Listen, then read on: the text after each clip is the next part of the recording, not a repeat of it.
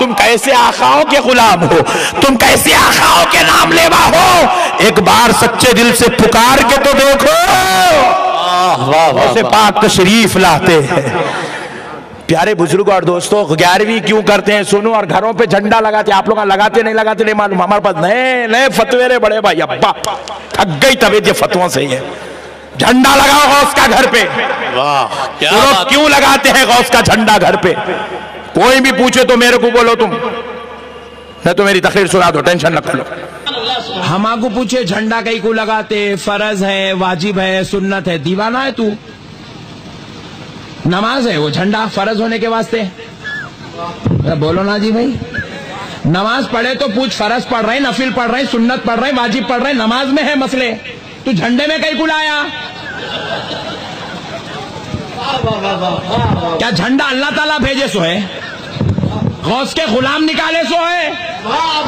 गुलाम की निकाली हुई चीज फर्ज वाजिब सुन्नत नहीं होती, अकीदत होती है, मोहब्बत होती है। झंडा फर्ज है इसलिए नहीं चढ़ाते, झंडा वाजिब है खुदा की कसम इसलिए नहीं चढ़ाते, सुन्नत है इसलिए झंडा नहीं चढ़ाते। गौस के कुत्ते हैं इसलिए अपने घरों पे झंडा चढ़ाते हैं। गौस के कुत्ते हैं, गौस के कुत्ते हैं, गौस के कुत्ते हैं, गौस के कुत्ते हैं, गौस के कुत्ते हैं, इसलिए अपने घरों पे झंडा चढ़ाते हैं। कौन है ये लोग, कहां से आते हैं?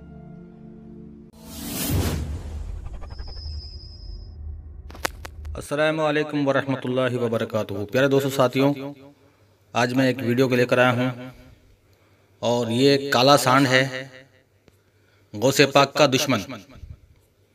इसका नाम है अहमद नक्शबंदी, हैदराबादी कॉमेडियन जोकर। और ये गौसे पाक का यानी शेख अब्दुल कादिर जिलानी रहमतुल्लाह अलैह का दुश्मन है। ये मैं इस वीडियो में साबित करूँगा, आप लोग पूरा वीडियो देखिए। और ये कहता है कि गौसे पाक को पुकारो, तशरीफ लाते हैं जहाँ भी खड़े के पुकारोगे। और मैं आपको बताऊंगा कि गौसे पाक का फरमान क्या है और वो ऐसे काले सांडों के लिए क्या बोलते हैं।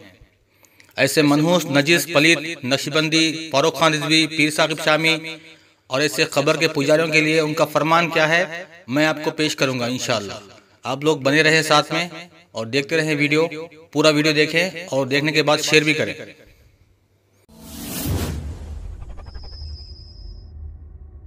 मौलाना फिर मेरे को मुसीबत आई, टेंशन आई तो क्या करूं?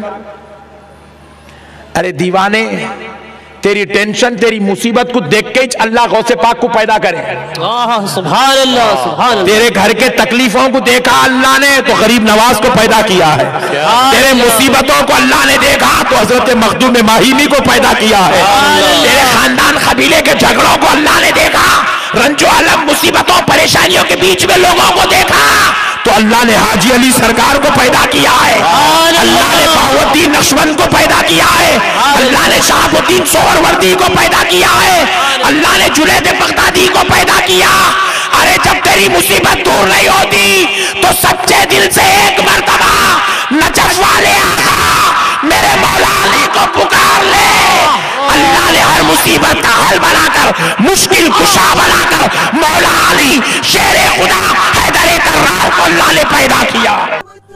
दोस्तों, अगर आपको हमारे वीडियोस अच्छे लगते हैं तो हमारे वीडियोस को लाइक करें, शेयर करें और सब्सक्राइब करें हमारे चैनल को और बेल आइकन को दबाएं ताकि हमारे लेटेस्ट नोटिफिकेशंस आप तक पहुंच सके। तो ये गौसे पाक का कुत्ता काला सांड कहता है कि गौस को पुकारो, बाबों को पुकारो, औलिया को पुकारो, मुर्दों को पुकारो, लाशों को पुकारो, अल्लाह को छोड़ो, क्योंकि अल्लाह ताला ने तुम्हारे लिए इन बाबों को पैदा किया है। जब तुम परेशानी में आते, मुसीबत में आते तो अल्लाह को मत पुकारो, इन बाबों को पुकारो, क्योंकि अल्लाह ने तुम्हारे लिए इन बाबों को पैदा किया है। और ये तमाम बाबे तुम्हारे मुश्किल कुशा मददगार है।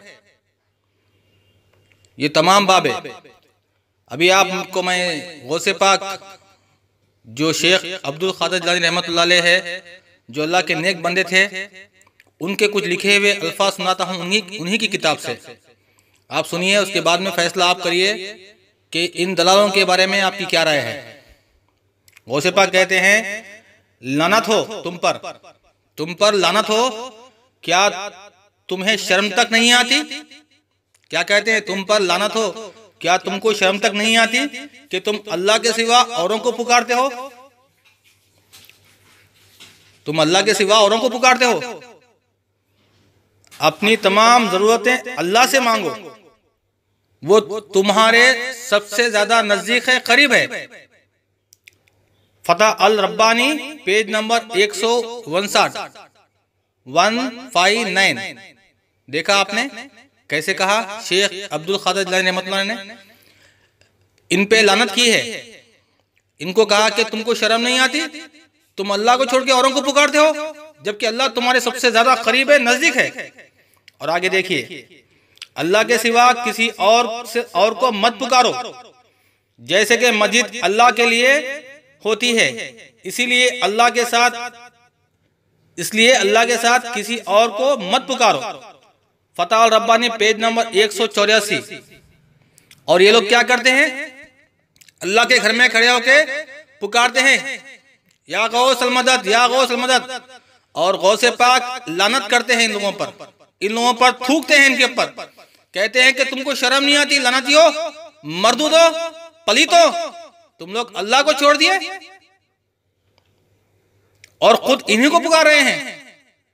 अभी आगे देखिए आप, मखलूक से कुछ भी मत मांगो, उनके पास ताकत नहीं है। मखलूक के पास क्या है? ताकत नहीं है, उनसे कुछ भी मत मांगो, समझे? वो किसी भी इंसान का ना जरूरत पूरी कर सकते, ना किसी का नुकसान और फायदा कर सकते, समझे? इसीलिए अल्लाह को पुकारो, मुसीबत परेशानी में हर वक्त अल्लाह को पुकारो। फतह अल रब्बानी और पेज नंबर है 209। गौसे पाक का फरमान क्या है कि अल्लाह को पुकारो, अल्लाह से दुआ करो, मस्जिदों में अल्लाह का जिक्र करो, अल्लाह को पुकारो, कहीं पर भी अल्लाह को पुकारो, मदद अल्लाह से मांगो। मुश्किल कुशा, गौसे आजम, गरीब नवाज, बंदा नवाज, दाता अल्लाह है, कोई इंसान नहीं है, कोई मखलूक नहीं है, ये तुम्हारी कुछ मदद नहीं कर सकते। गौसे आजम कहते हैं कि तुमको शर्म नहीं आती, लानतियों, मर्दूदो, काले सांड अहमद नक्शबंदी, तू सारी जिंदगी लोगों को यही दावा देते रहा कि पुकारो गौस को, पुकारो गौस को, पुकारो गौस को। और गौस कहते हैं कि अल्लाह को पुकारो, अल्लाह को पुकारो, अल्लाह को पुकारो। काले सांडो, मनहूसो, लाशों के पुजारियों, खबरों के दलालों, गौसे पाक कहते हैं अल्लाह को पुकारो, मददगार अल्लाह है। तुम कहते हो कि गौसे पाक मददगार है, गौसे पाक कहते हैं अल्लाह मददगार है, किसकी बात माने? अल्लाह सुब्हानहू व तआला फरमाता है कि मुझसे दुआ करो, मुझसे दुआ करो, मैं तुम्हारी दुआ कबूल करूंगा। सूरह मोमिन 40 आयत नंबर 60। बिस्मिल्लाहिर्रहमानिर्रहीम, वक़ाला रब्बुकुम उदऊनी अस्तजिब लकुम, मुझसे दुआ करो, मैं तुम्हारी दुआ कबूल करूंगा। और जो लोग मुझसे दुआ नहीं करते उनको अनकरीब जलील करके जहन्नम में डाल दूंगा। तुमको डर नहीं लगता अल्लाह से? ये तमाम के तमाम बाबे जितने भी लोग हैं, ये तमाम अल्लाह की मखलूक है, अल्लाह की मोहताज है। सूरह फातिर 35 आयत नंबर 15, या अय्युहन्नासु अंतुमुल फुक़राउ इलल्लाहि वल्लाहु गनियुल हमीद, ऐ लोगो तुम सब के सब अल्लाह के दर के मोहताज है, फकीर है। अल्लाह के दर के फकीर मोहताजों को तुम पुकार रहे हो अल्लाह को छोड़ के, जबकि गौसे पाक ने खुद कहा है लानत भेजी है तुम लोगों पे। खबर के पुजारियों, तुम पे गौसे पाक लानत करते हैं। तुम जिसके नाम की 11वीं 12वीं 13वीं उर्स करते हो, वो बाबा तुम पे थूकते हैं, तुम पे लानत भेजते हैं, कहते हैं कि तुम अल्लाह को पुकारो, किसी इंसान को मत पुकारो। शर्म नहीं आती तुमको? बेशर्म हो तुम, अपने आप को हनफी कहते हो। इमाम अबू हनीफा का अकीदा देखो क्या है, वो तो खबरों पे जाने वाले को काफिर तक करार दिए हैं। उन्होंने कहा कि जो शख्स वली की खबर की जियारत के लिए घर से सफर करता है वो काफिर है, जाहिल है, बेदीन है। उन्होंने कहा कि अल्लाह के सिवा किसी और को पुकारना यहूद और नसारा की आदत है। यहूद नसारा भी यही काम करते थे, अल्लाह ने उन्हें मुशरिक करार दिया, काफिर करार दिया।